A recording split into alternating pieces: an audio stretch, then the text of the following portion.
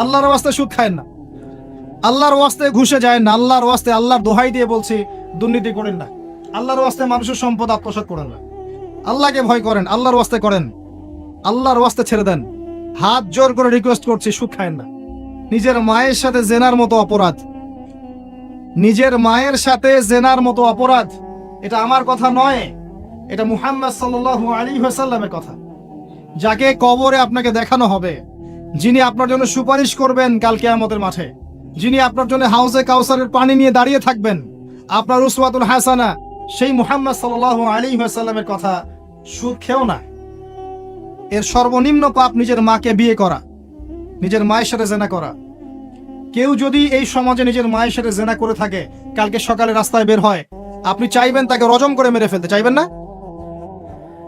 এই কাজ দিব্যি আমরা করছি। সর্বোচ্চ পাপ সুদের, আল্লাহ এবং তার রাসূলের সাথে যুদ্ধ করা।